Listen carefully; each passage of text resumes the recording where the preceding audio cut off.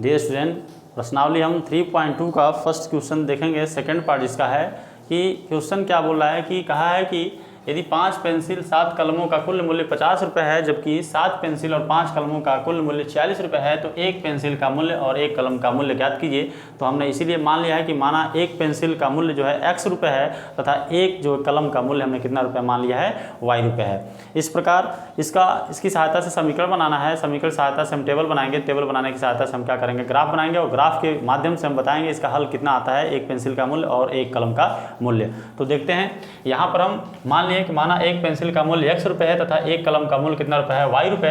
तो जबकि यहाँ पर बोला है 5 पेंसिल तथा 7 कलम का कुल मूल्य, तो एक पेंसिल का हमने x रुपये माना है, तो बताइएगा 5 पेंसिल का कितना हो जाएगा, 5x हो जाएगा। और एक कलम का मूल्य हमने y रुपये माना है, तो 7 कलम का मूल्य हो जाएगा 7 रुपये।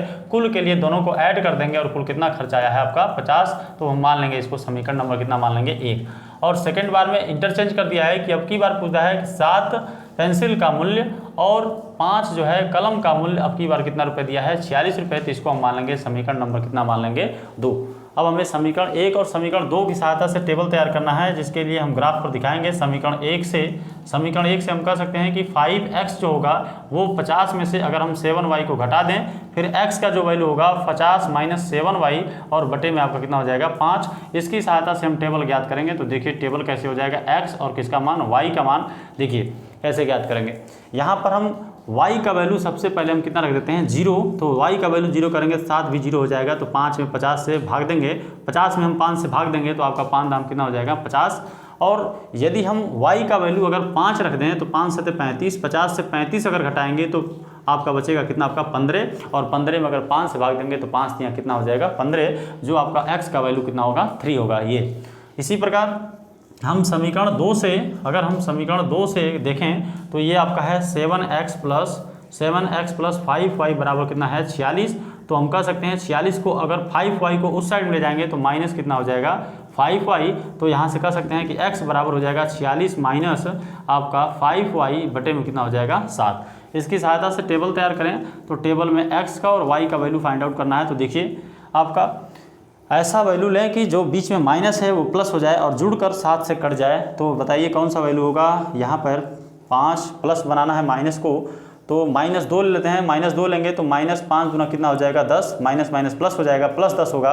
और 46 में 10 जोड़ेंगे तो 56 होगा और 56 8 से कट जाएगा, 8 से तो कितना हो जाएगा 56। यानी हम y के जगह पर यदि हम -2 मान लें तो माइनस और माइनस प्लस हो जाएगा, 5 दूना 10 होगा और 46 10 56 और 56 से 7 भाग देंगे तो 8 से कितना होता है 56, ये कट जाएगा आपका। इसी प्रकार यदि y का वैल्यू हम 5 लेते हैं तो 5 बचे 25 और 46 से 25 घटाएंगे तो आपका 21 होगा।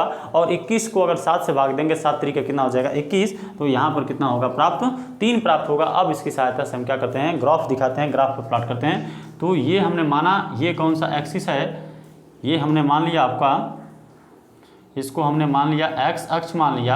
और यहाँ पर जो हमने माना है इसको मान लेते हैं कौन सा अक्ष, y अक्ष मान लेते हैं। इसको -1 मान लेते हैं, ये -2 मान लेते हैं, क्योंकि हमें नीचे भी आवश्यकता पड़ेगा, इसलिए हमने यहाँ पर -1 और -2 नीचे थोड़ा सा ले लिया, -2 ले लिया। यहाँ पर ये मूल बिंदु हो गया, मूल बिंदु से ऊपर 1 आपका 2 3 4 5, ये हो जाएगा 6 7 8 9। और यहाँ पर भी दिखा दें 1 2 3 4 5 6 7 8 9 और कितना हो जाएगा 10। और चाहे तो आगे भी बढ़ा सकते हैं 11, जहाँ तक आपका जाए। अब निर्देशांक को आप दिखाइए।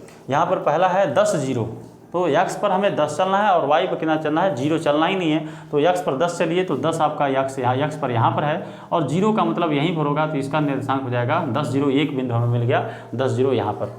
सेकंड 3 5, x पर 3 चलना है और y पर 5 चलना है। तो x पर हमने 3 चला और y पर 5 चलने के लिए y के जस्ट सामने हम 3 चले और y पर हमें कितना चलना है, यहाँ से 5 ऊपर चलना है। x पर 3 हमने चला, y पर 5 चला, तो ये बिंदु हमारा जो मिलेगा ये हमारा हो जाएगा 3 और कितना हो जाएगा 5 हो जाएगा। तो यहाँ पर हम क्या करेंगे, इन दोनों को मिलाएंगे। तो देखिए दोनों को अगर मिलाते हैं तो ये हमें रेखा प्राप्त होती है इस प्रकार से,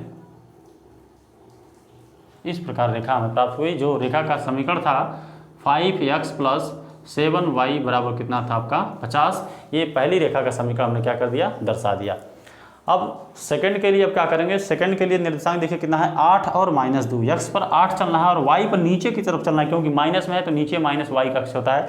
तो x पर 8 चले और y पर हम नीचे अगर -2 चलें तो देखिए आपका यहाँ से ये होगा, ये आपका ये हो जाएगा 8 और कितना हो जाएगा आपका माइनस कितना हो जाएगा 2। ये बिंदु हो गया, इसका निर्देशांक हो गया ये।